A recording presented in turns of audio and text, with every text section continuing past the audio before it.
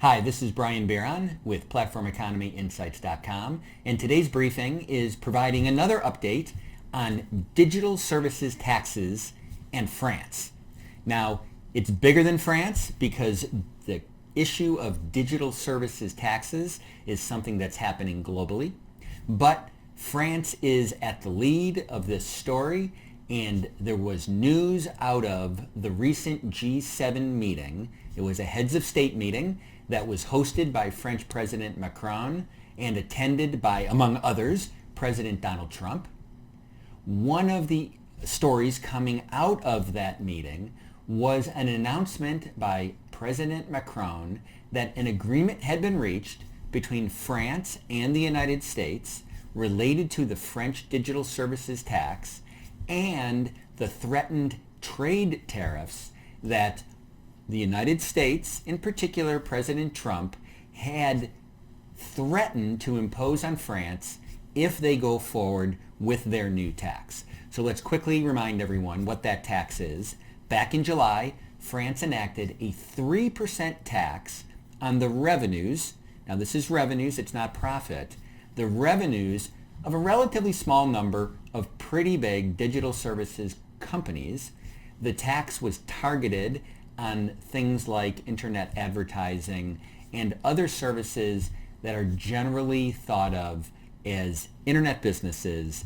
Most of the companies that are large enough to be hit by the tax, I believe the threshold was a company had to have 750 million global revenues and at least 25 million euros of revenues in France.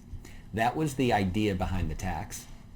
It actually was set to go into effect backdated to January 1st of this year. So as this tax has moved forward, there has been significant opposition expressed across the board in the United States. This is from companies and trade groups. It's also from both sides of the political aisle in the United States, whether it's President Trump and his other senior administration officials, Democrats and Republicans on Capitol Hill. Nobody likes this tax.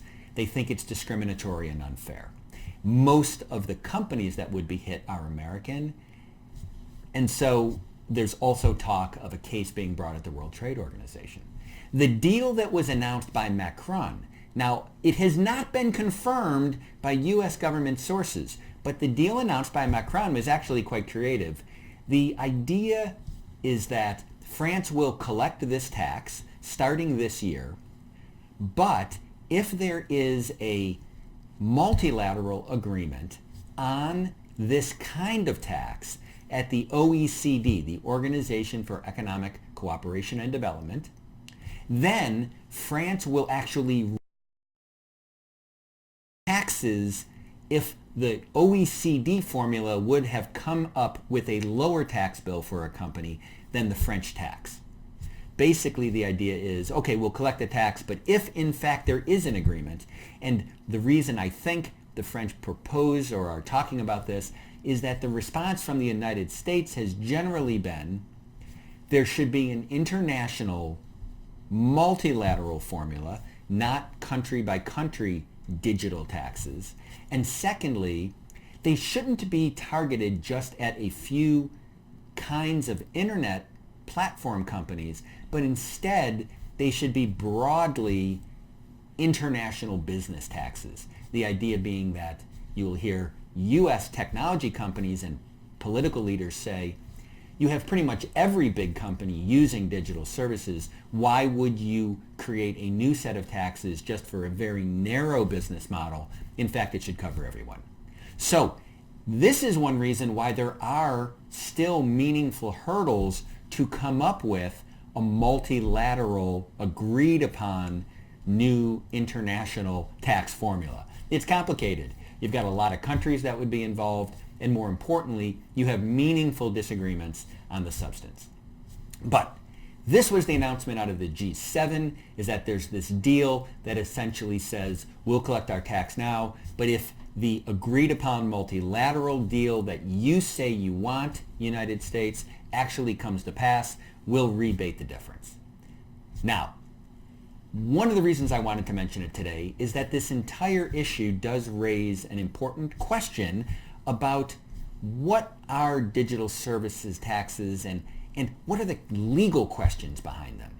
One of the Platform Economy Insights followers actually sent me in an email essentially saying the big companies that will be taxed by the French government all have presence in France. Why is this an issue? This is not your normal internet tax issue, where actually one of the big questions is, does the government that wants to tax even have the right to tax the business?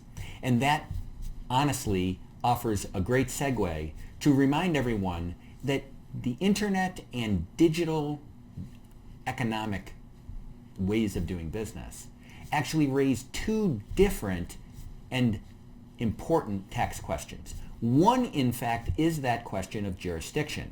Another term that's often used is nexus.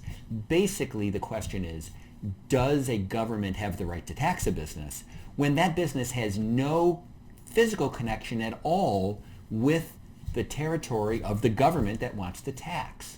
This was a big issue, for example, in the United States on the sales tax question, and continues to be an issue in particular when governments want to tax smaller enterprises that use the internet. The internet makes it a lot easier to do business from across borders, even from across the entire world. The traditional connection between a government that taxes and the taxpayer, well, those traditional connections are really challenged when a very small enterprise thousands of miles away can do business with a customer over the internet. And so you have a whole set of tax questions that are nexus or jurisdiction questions. But there's a second category of questions, and it's described as attribution. You can see over there on the board, attribution is essentially where should profits be attributed. And that's really the issue that is at the fore in this digital services tax when we're dealing with France and other countries that are thinking about it. Essentially, the concern that governments have is that when businesses use the internet to provide services, when they are an internet-based business, they can unfairly put their operations in remote, often small population, small market, low tax areas, and then attribute the business and attribute the profits to those fewer, more remote places. And that they don't pay their fair share of taxes based on where their customers are. So in other words, it takes the traditional issues around attribution, which basically say businesses should pay their taxes where they do their business, and says the digital economy needs to turn that on its head, and actually businesses should pay their taxes based on where their consumers are, because that's really where they're earning their money. And that's the issue at hand here. So yes, the companies involved all have a presence in France, and so no one is arguing that the nearly billion-dollar revenue companies don't have any people or don't have any property or don't have any facilities in France. Instead, it's a question of, well, how much money are they really earning in France? Where is the business being done? And the fact is, most companies that are big digital companies that have customers throughout Europe tend not to put significant amount of their workers into the big population, big market countries like France or Germany or the UK or Italy, but instead they tend to have smaller workforces and less property there, claiming that they only do a little bit of the actual work in those countries, and instead would claim that most of the work is being done outside those countries. So whether they are in smaller population, many times lower tax countries right there in Europe, you often hear about countries like Ireland or the Netherlands or Luxembourg or Switzerland, or they would claim that they're doing their business in very remote locations, whether at the headquarters, which are often in the United States, or at international headquarters, oftentimes not in Europe at all, maybe in Asia.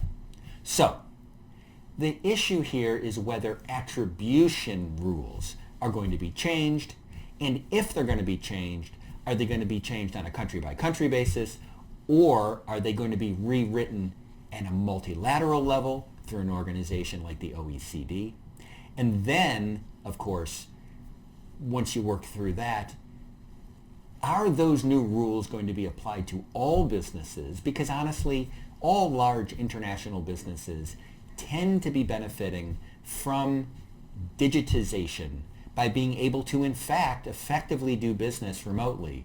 And so this is not just an issue of internet companies. I'll quickly mention that Margrethe Vestager, the commissioner for the Competition Authority in Europe, has brought cases against large companies based on essentially special tax deals between European countries and companies. So actually the cases are just as much directed at the countries as they are directed at the companies.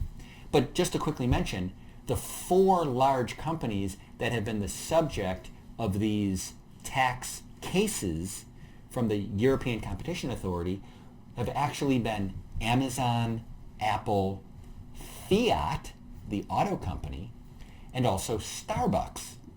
Now, an obvious point and one that is in fact made by, among others, Commissioner Vestager, would be that it's obviously not just targeting internet companies, as you have Fiat and Starbucks among the targets, among the companies being questioned related to various specific country deals.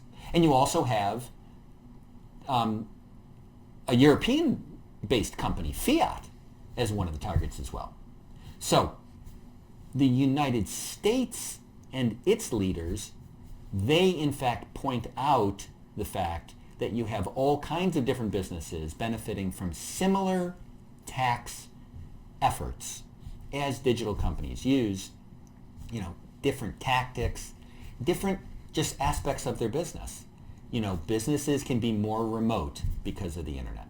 And so all those businesses, they would say, should be covered by any new rules, not just new rules for the internet. We'll see how that plays out. But if in fact there is a deal, then what we're going to see is the French digital services tax go into effect. Apparently, we're not going to see new tariffs aimed at France on things like wine. And if there is a deal at the OECD that everyone signs off on, then theoretically there's going to be some kind of calculation of what the taxes should have been under that new system, and there'll be rebates involved. We'll see. It'll certainly be entertaining. It's entertaining just to read that actually the U.S. side of the negotiated process, President Trump, for example, did not actually confirm that what President Macron said was agreed upon was actually agreed upon. But that's just kind of interesting all on its own. So with that, this is Platform Economy Insights with another update on digital services taxes. Again, I certainly always find the topic interesting because it brings together both the business, but it also brings together a lot of interesting legal and regulatory questions, because at the end of the day, taxes are just another form of government law enforcement. And when businesses do business across the internet, how far does government's law enforcement authority really go? It's something we're going to learn a lot about over the years. Thanks a lot. Until our next briefing, this is Brian Bieron.